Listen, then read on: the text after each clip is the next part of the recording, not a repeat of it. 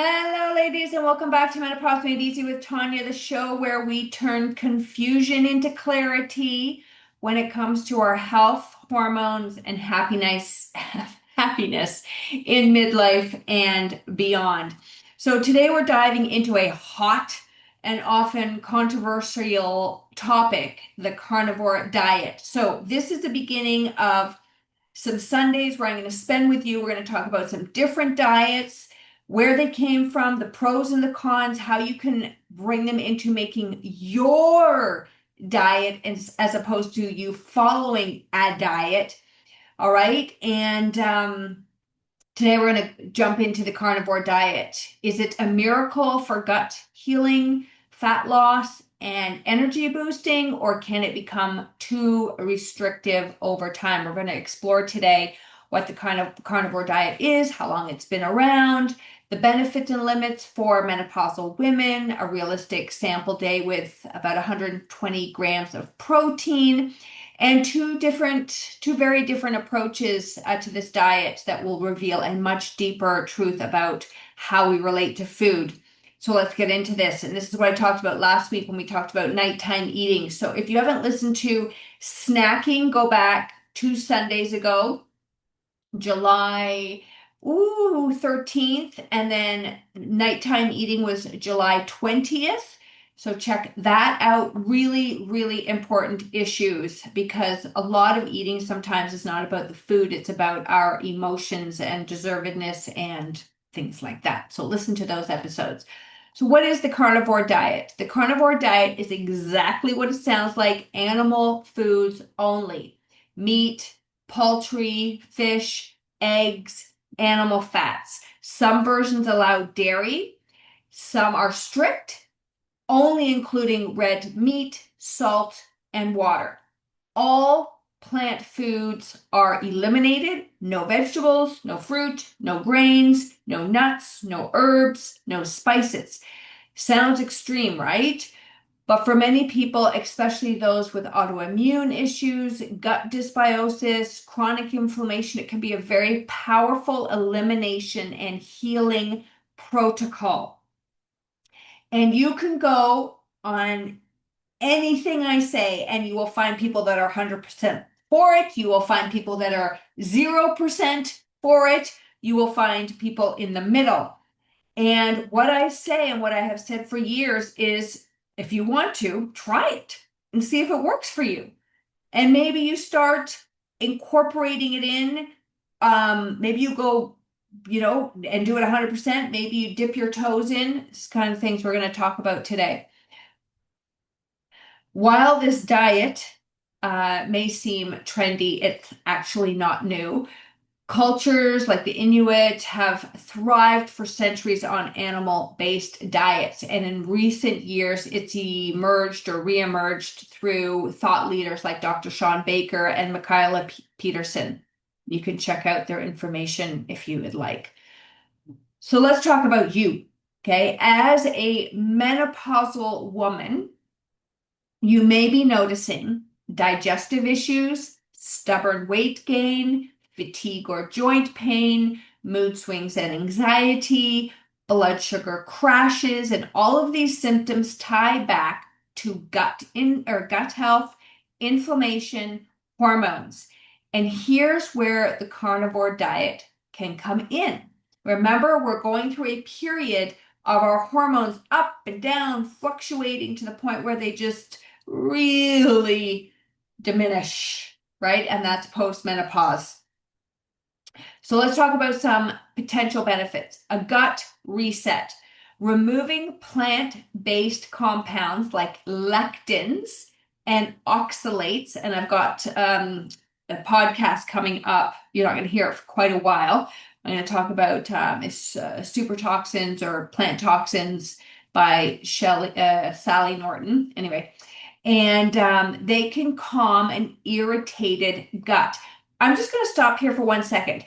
My job as a nutrition and health coach, and I also do fitness, you know that, but my job is not to get you to be on a certain diet. My objective is that I educate myself and even try some of these to see what they feel like in my body, but to explore all diets that can help you. And then where can we move to help heal you?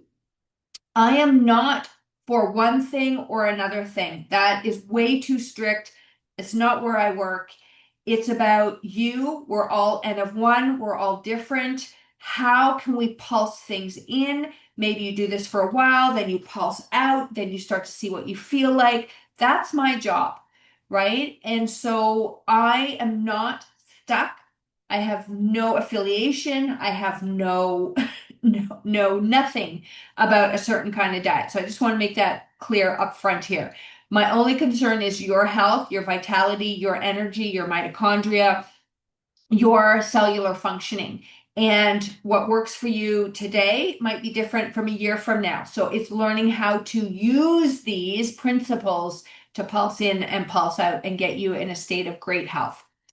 So gut health is one of the potential benefits. Reduced inflammation, no sugar, no seed oils, no processed carbs equals less systemic inflammation.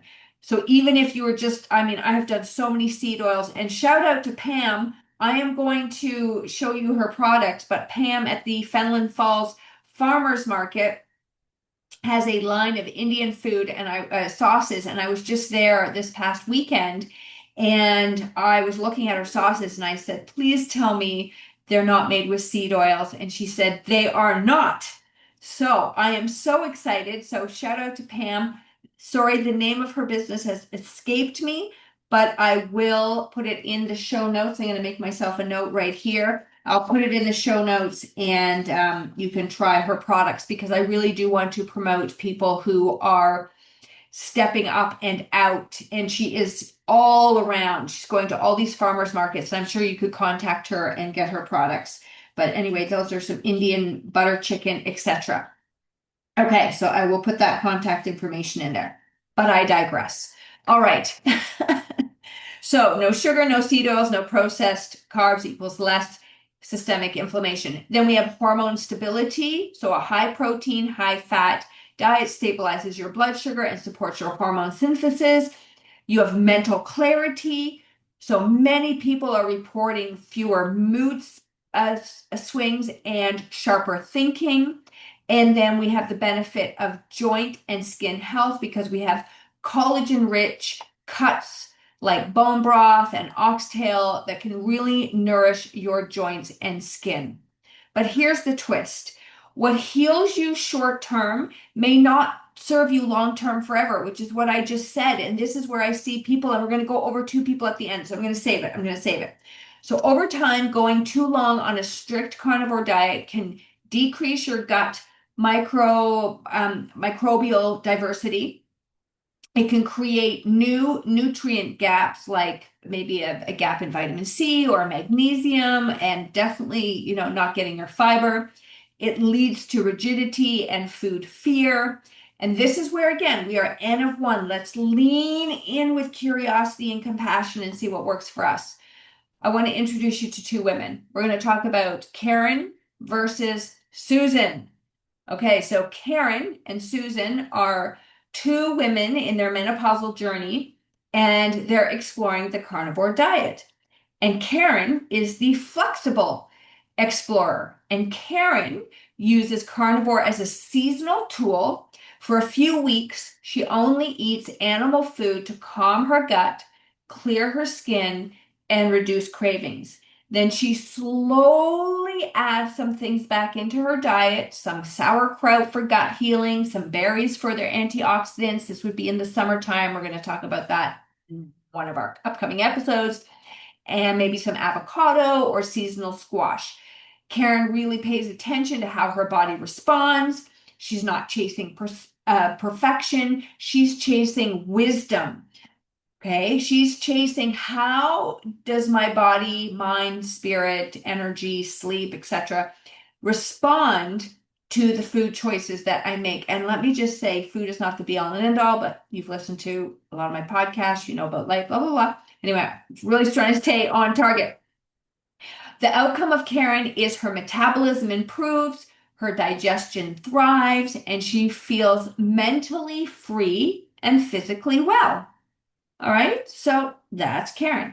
Now, Susan is the rigid devotee, and there are quite a few rigid people when it comes to diets, but I digress. Susan found carnivore and felt amazing at first. Her joint pain vanished, her bloating disappeared, she lost 15 pounds. But she got scared to eat anything else. No vegetables, fruit, no herbs or spices. And things were fine for a while, but then over time, her energy started to dive. Her sleep got worse. She became socially isolated and really stuck in a rigid food mindset. And basically, her outcome was that she hit a health plateau and now she feels trapped. And I actually remember feeling this. I did the raw food diet many years ago. And I got to the point, I tell you, I felt amazing. But I got to the point where I was actually like afraid to eat anything cooked. And it was starting to get cold and I was just craving warm food, which is we're not going to necessarily talk about the raw food diet, but we are going to talk about vegan and vegetarian coming up. We're going to talk about macrobiotic diet, and I can't remember what else I've made notes on, but anyway, so I can actually relate a little bit to Susan. Even though her health was deteriorating, she was just had so much food fear, and I'm looking for food freedom, and that's what I want to teach you as well. So just, maybe you're Karen, maybe you're Susan, maybe you're somewhere in the middle. You decide. What would a sample day look like on a carnivore diet? If you're curious to try carnivore and you're aiming for 120 grams of protein, again, this is just a number. You really, I know sometimes I give numbers, I give figures. They're again just they're something because people like numbers. But again, this goes back to your individual approach. But so we're going to stick with 120 grams of protein approximately. So breakfast would look like 3 eggs, 3 slices of bacon. This is going to give you about 25 grams of protein. Lunch would be a 6-ounce ribeye steak, which would give you about 40 grams of protein. You can snack on a can of sardines. Oh, yes, you can. If you ever listen to Dr. Boz, she loves her sardines. She's more keto, but anyway, that's 20 grams of protein. Oh, we are going to talk about keto. And dinner would be 5 ounces of chicken thighs and an ounce of liver, and that would give you about 35 grams of protein. You can sip on bone broth. You can add some salt so you get some electrolytes. You can add some animal fats, some butter. And but you're basically keeping it very simple. There's no labels, there's no packaging, it's just real food. And if you can get it farm, local, grass-fed, even better. There's lots of dirty carnivore diets out there.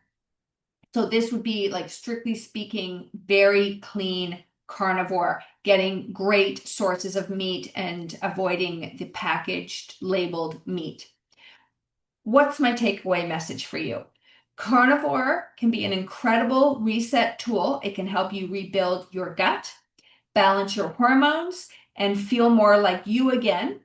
But the true power lies in how you use it, not how strictly you follow it. So the secret is your body thrives not on rules, but on rhythm. Yes, it does. Just as the seasons change, everybody.